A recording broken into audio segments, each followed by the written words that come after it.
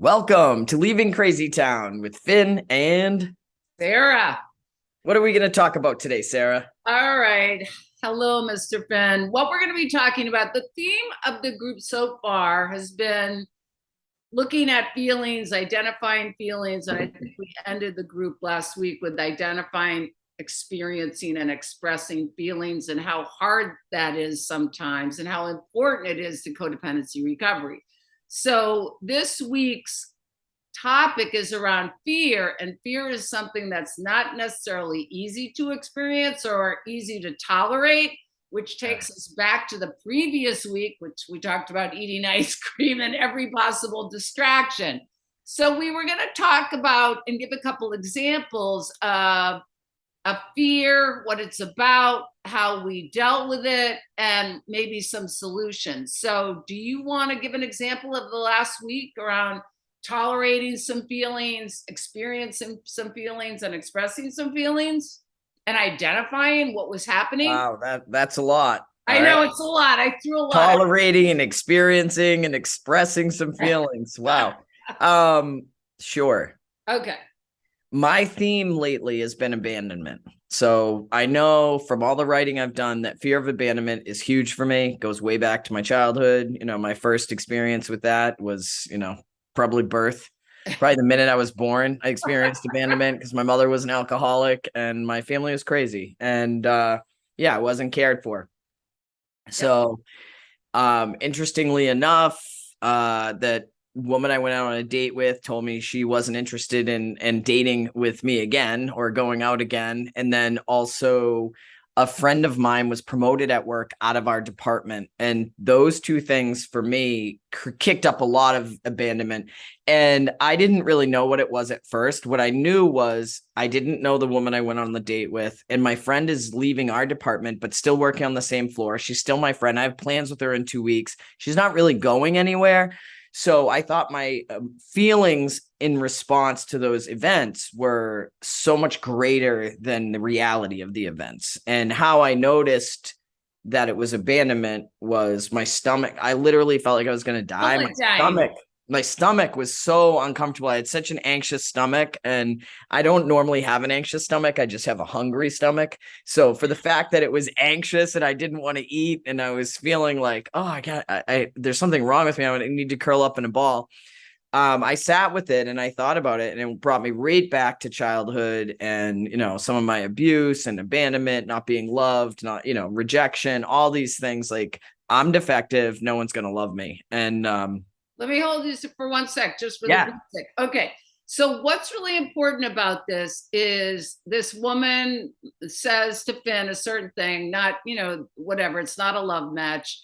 And what you're describing right now is the old stuff getting activated. And just to let people know about that it's really not about the other person. I'm just trying to clarify. Yeah. You're so good at this that you're identifying, wow, I'm having these intense feelings. And usually the intense feelings are a sign that it's not about the present, it's about the past. So go ahead. Yeah, I call it like either being bumped or activated. It activated something in my past, because reality is I didn't even know if I wanted to spend more time with this person. Right. So I know that and the response was literally like crippling Yes. fear, anxiety, like, oh, they don't want me. It was so crazy. Yes. It's not that I'm crazy, but the response felt so out of proportion to what actually happened and to what I know and how I want to be today. Yes. So, I normally go to therapy every week, and I'm feeling this rejection, and I don't want to like go to therapy because I don't want to open up to him. I'm like off, I don't want to share it.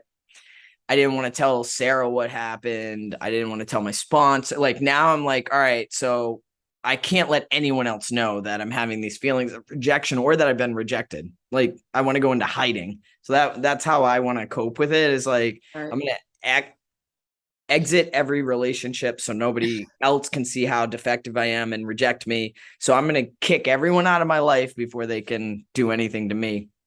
By the way, the opposite of what's going to be helpful. It's not helpful to cut. I mean, and I saw this in my fourth step that all these people I had resentments about abandoning me, I had cut them out of my life before they had a chance to. So I know that's old behavior. And what I do is I went to therapy and shared with them what was going on. And I told Sarah about what was going on. And I talked to my sponsor because I know the opposite of what I really want to do is the best. And there was a waiting period with this woman too before she was getting back to me about whether or not we were going to go out again. And I think it was like 4 days of sitting with this uncomfortable feeling. And that's another thing, is just tolerating the feelings and telling myself, like, you're okay, that's not happening, and nurturing that part of myself. Like, there were some days I just needed to lay on the couch and hang out and be by myself or distract, and that was okay.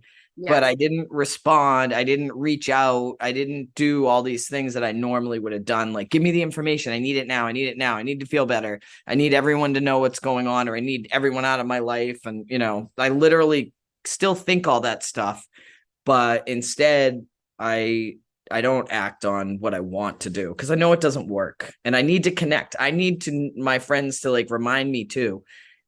Sometimes I don't know nothing's really happening, and I'll call Sarah or Sue or somebody, and they'll be like, nothing's really happening, and I'm okay, and I don't even know if I addressed what we were supposed to be talking about, Sarah, but it's just rambling on about the situation. You did great. And the other thing I was just thinking about is, I think one of the questions this week is around looking at those beliefs and looking at the lies. And I think what happened to you too is a lot of those old lies got activated, like I'm not wanted, nobody loves me, all that old stuff. So this is an opportunity when we get activated to notice what are the lies that are still underneath there. Yeah, the belief that I'm defective, and she saw it, and now everyone else might see it. So I need to get away from everybody so no one else can see that I'm actually defective. And I know I don't feel that way. So good though. But it's how I felt. I know. Yes, it's how you felt. And also it's this opportunity, like we were just saying, to notice all that. And wow, I go right to this belief that's not even true. And nobody else thinks that way about me. And how can I reframe that and get my power back in this situation and really look at, I think it asks, what is the truth?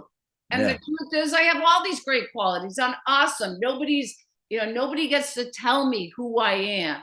And for me, it's taken a lot to get to being my true self. And I showed up as my true self on this date. And then that concept of, oh, I was really me and the person doesn't want to see me again. Well, I am defective, instead of that's not, I want to go back into hiding. Yes. I want to hide. And I don't just want to hide from that one person. I want to hide from everybody. And I'm not going to do that today. And I'm looking forward to going on another date. I actually had fun. When I separate out my reaction to the whole situation, I had a good time. Right. Which is really great. And just lastly, we were talking about the tool of this week, and that's what Finn's talking about, to help us with our fears or our lies to ourselves. Part of that solution is connecting with other people, doing a reality check, being vulnerable with people, which is not easy, but that's exactly what you did. You called people, you shared those shameful feelings, you were vulnerable with people, and that helped you get out of it. So that's also the tool of the week, figuring out, if you look at a fear or you get activated, how can you stay connected to people and allow yourself to be vulnerable? So that's the tool of the week.